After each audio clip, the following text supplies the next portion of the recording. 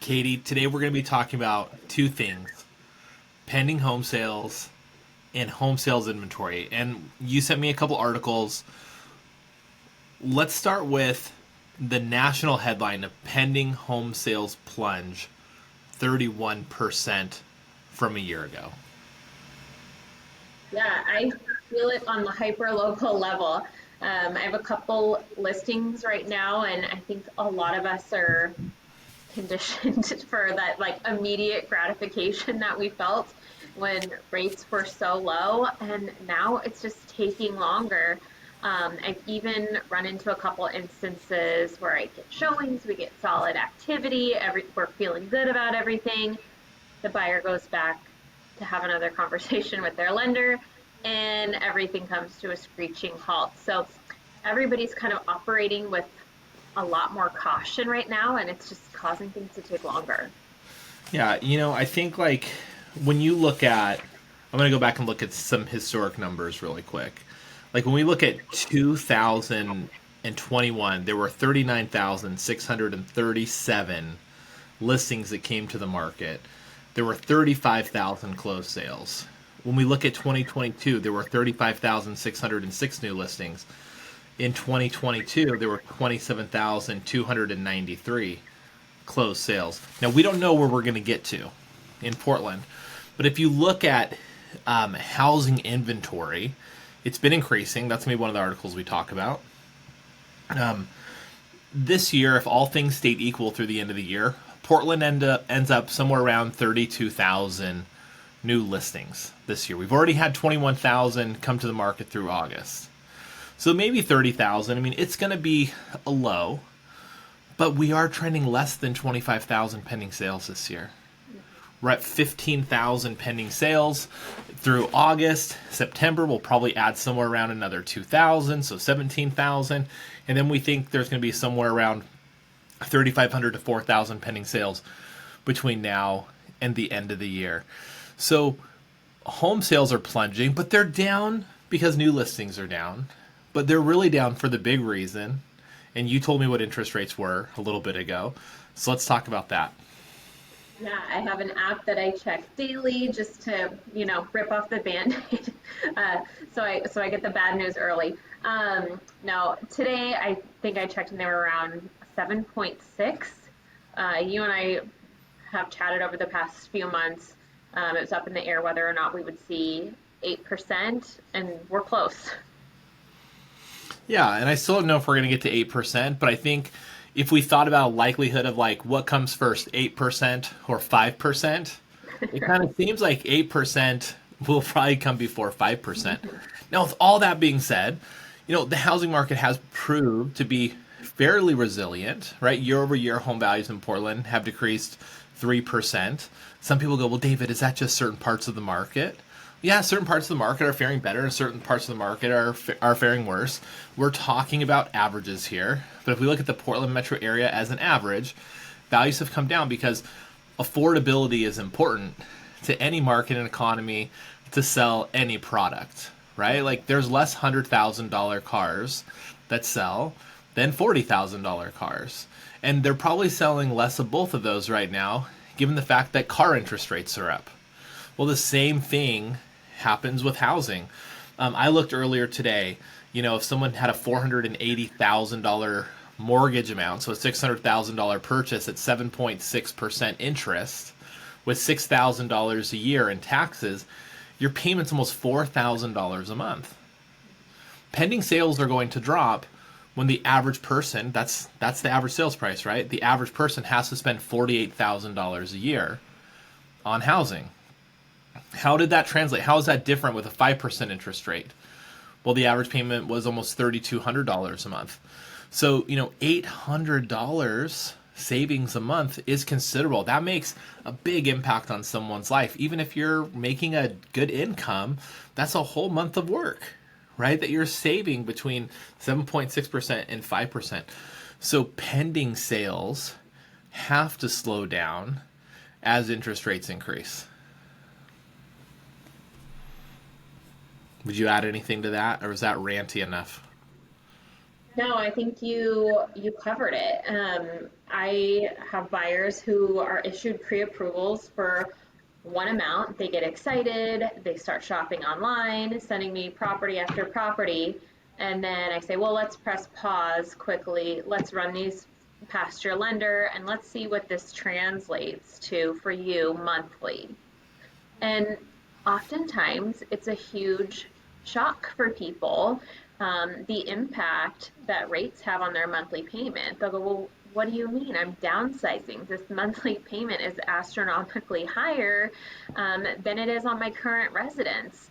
And I understand the shock there. It's really unfortunate, and it's just something we're having to navigate right now. And if we zoom out, I mean, many people that bought their home in 2021 with 2021 interest rates could not afford their home with 2021 values in 2023 interest rates. So, if you're a home buyer, there is an opportunity for you inside of these interest rates if you can find the house that you love and you can afford it. Because you have seen a decreased demand amongst buyers. What you hear on the national news is, well, buyer demand is still so high. There's multiple offer situations. There were multiple offer situations when buyer demand was super low during the Great Recession. Multiple offer situations are indicative of a well-priced home in a like any marketplace. Like, it just doesn't matter. Great home, great neighborhood. You're probably going to get multiple offers. Multiple people are going to want that great home in that great neighborhood. But the reality is, about 21,000 homes have come to the market in Portland this year. 15,000-ish have gone pending. That's 6,000-ish homes that have not sold.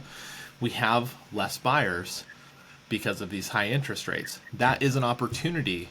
If you are someone who can afford a home, wants to get into a new home, you see the product that you like out there, because you're probably going to get a little bit of a deal or a value on it if you negotiate the right way. If you're a seller, why is this important? Well, if we use this to trend into the home inventory section, here's the headline of the article Katie sent me.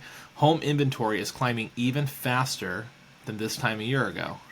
If you've been watching these, we've been saying, hey, there are this many homes on the market. There's this many pending sales. There's this many homes on the market. There's this many pending sales. If you go to HillshireRealtyGroup.com, we have a running count of homes on the market in the Portland metro area. Right now, there's 4,518. The most recent pending sales data we have, because we don't have September yet, is from August. And in August, we had 2,053 pending sales. And by the way, that was the highest number of pending sales of any month this year, if I'm remembering properly. I could be wrong. But we've kind of trended around that $2,000 number in these summer months. So more than 2 homes on the market for every home going pending. What say you, Katie? I think it is challenging to be a seller in this market. You have to make sure you are priced appropriately, something that's going to be palatable to a range of buyers, so you get that activity.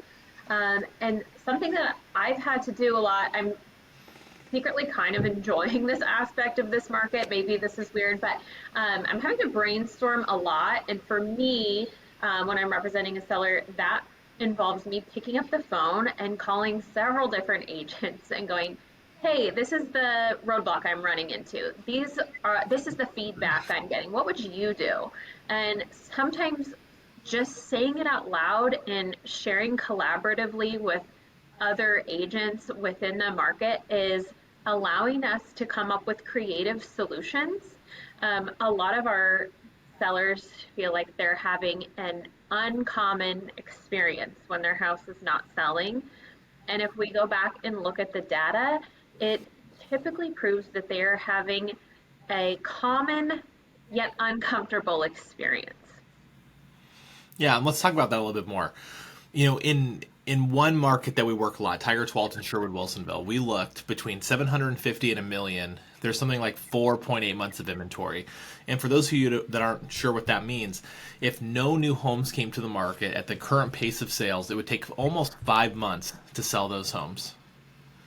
The average days on market of the homes that are pending is pretty low. Now, the uncommon experience is going pending quickly in that price point. Yeah. If you look at those sellers, there's something they have in common. They priced uncommonly, or they were in uncommon condition for the price point. They looked like a value. To Katie's vocabulary, what she used, her terminology, it was priced in a very palatable way, right? And maybe not even palatable, in a way where you looked at it and you go, oh, gosh, this is going to sell. I have to go look at it. And there's a lot of homes on the market that they look fine. They just look, they're priced with their peers that are sitting on the market. They're priced commonly. But the common experience in that marketplace right now is that you're going to have higher days on market and or potentially not sell. And that's what we talk about, the common experience versus the uncommon experience. If you're a home seller and home inventory is climbing, real estate is a supply and demand game. But David, I don't have to sell. Most people we work with don't have to sell, they want to. Right? That's most sellers in the marketplace. No one's poking them in the back saying you got to sell your house this week. That's more of a rarity. But inventory, if you go back and you watch some of these episodes, these conversations we've had, at one point we were talking about there were 4,200 homes on the market. Or I think maybe when we started reporting it, it was like 3,800 homes. We're almost to the point where there's 2 homes on the market for every buyer. Well, now we've surpassed that over the last several months as we've been having this discussion. If you're a buyer, what does this mean? Options are great. I mean, we've talked about it on here before. I don't want to stand in line waiting for a house. I don't want a couple hours to make a decision. I don't want to get in a bidding war. I mean, I would for the right home. But a lot of us do not want that experience. We want to go to the house 1 time, 2 times, 3 times. It's not that you can do that on every home right now, but there's a higher probability that you'll be able to when inventory is increasing. Mm-hmm. Yeah, every opportunity is so different. I think, first of all, when you're on the buy side, days on market is a huge indicator of how far you can go in negotiations. If something's been on for over a month and I'm thinking about showing it to a potential buyer, that's when I send a text to the listing agent and go, what's going on here? How motivated is your seller? I'm just trying to gauge how far I can push them and to see if we can get under contract and what it's going to take. Sent that message to a listing agent this morning.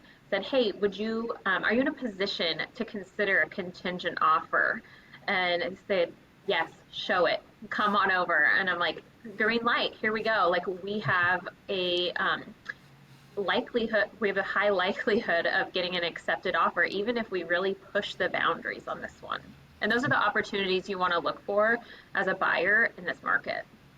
Yeah, I've been doing this since 2007, and I really dislike 2020 and 2021 because the conversation you'd have in the driveway is, how much over do I have to offer to get this house? Versus, what is this house worth? How would you negotiate?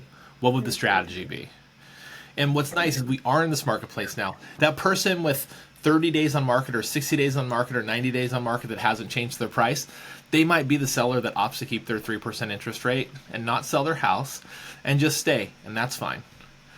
That person also might be someone who's willing to give a 5% discount to buy down your interest rate so you can get into this house in a more affordable way. It depends on where they are going to go, and it's up to your agent to work with you to create a strategy for success, right? Sometimes trying to get an extra 2% off the asking price isn't worth it if you're going to lose an amazing house. Sometimes you have to get 2% off the asking price because you got to replace that furnace in the next 12 to 24 months. And they think it's okay because it's always been fine for them, but it's 10 years beyond the shelf life. So the beauty of home inventory, more inventory coming to the market for a buyer, is that it is going to allow some better options than standing in the driveway going, when do I have an offer and how much more do I have to offer to get this property? The downside to a buyer in the short term is you might lose a little bit of value if rates stay high. But every statistic in finance would suggest no one knows where the bottom is. And all the outlooks a lot of the research, we are not predicting any sort of a huge housing crash. Portland, the Portland metro area, we've done worse than most areas in the country. And some of that might have to do with, well, a lot of it has to do with affordability. But, last year in 2022, I think it was the first year we had more people leave Oregon than come to it, right? So we have for all the people who watch these shows and say Portland's a shithole and make those comments, here's a little bit of agreement for you for 1 second, right? Because I still think the metro area is geographically beautiful. It's a lovely place, and not every place is as bad as the YouTube comments make it seem to be. You must be reading a lot of YouTube comments. I do read the YouTube comments. They come to my email. Yeah, I would agree. There's a huge opportunity for buyers right now, but you do have to be looking for the right property under the right conditions. You mentioned furnace. That comes to mind too in this market. I'm like, everyone's looking for a deal. What can I negotiate? And it's like, well, you can negotiate maybe a little bit off the purchase price or a little bit of a rate buy down, but do you need a new roof in the next 5 years? Maybe it's not as much of a deal as you thought it was. So one question that you always pose to your buyers, I think, when they tell you that they're looking for a deal, you say, well, what is a deal to you? And that answer can be really telling and really indicative of what your next step is in this market. Could look different for everybody. Yeah, if you're a deal shopper, you got to define what a deal is and how realistic is that against the market. And Right. Because you're getting a deal, what type of problems are you taking on? Because Totally. we do still have, we have 2.2 months of inventory in the Portland metro area, which, technically still is a housing shortage. A high interest rate is making it where it doesn't feel like it. But technically still a housing shortage, and most people fiercely protect their equity. They don't give it away. On occasion you have that, but it's very, very rare. And going to Katie's point about find the house that you love, I always hated this advice realtors were giving a year ago: marry the house and date the rate. Marry the house and date the rate. I did a reel on my Instagram, and I'm like, marry the house and date the rate. No, and why no? Because you should buy the house that you love, that you can afford, because we don't know if rates are going to come down. We believe they will, right? Rates are variable, but on what time horizon, right? Is it 12 months? Is it 24 months? Is it 36 months? What is my opportunity going to be to refinance? If you bought just banking on refinancing and you love your house and you can't refinance, it might not be the worst thing in the worst thing in the world. But you should go in knowing, hey, I love this house. I can afford this payment. It's never going to put me it's not going to put me in a compromising situation. And I just love being here. And if we zoom out, because we should always zoom out, I hate month-over-month stats for real estate, so I always try to do year-over-year. If we zoom out, in the last 26 to 30 years in Portland real estate, we've seen housing price appreciation. After we add this year to that, it's going to be 25 years of housing appreciation in the past 30. But if we go back to where we are right now, the average home price has doubled every 12 years in the Portland metro area. And on average, in this country, people live in a house for 10 years. Convince me it's a bad time to buy real estate if you can afford it and the house you love is available. Find me someone who bought a house 10 years ago where they're so financially compromised today because of their equity position when they didn't pull cash out of it, right? Real estate continues to be one of the best investments the average person in our country can make, and it is something that does help contribute to generational net worth of families. Mm-hmm. So let's put a bow on this. I'm going into the fourth quarter. I'm going into the winter months. Yeah. Why would I be a buyer right now? Oh my gosh, why wouldn't you right now? Especially, let's say you're in a position where you want to become a homeowner. You're not hanging on to this house that you got this cheap loan, you're borrowing money for 2% or 3%. Let's say that's not a part of your story. You want to become a homeowner and you see a great opportunity. Quarter four may be the time to act. Typically, homes spend a little bit longer on the market in quarter 4. Maybe you see something that has been listed since spring or summer, usually because the price, they started out a little bit too high. Um, Seller fatigue starts to set in. People are getting ready for the holidays.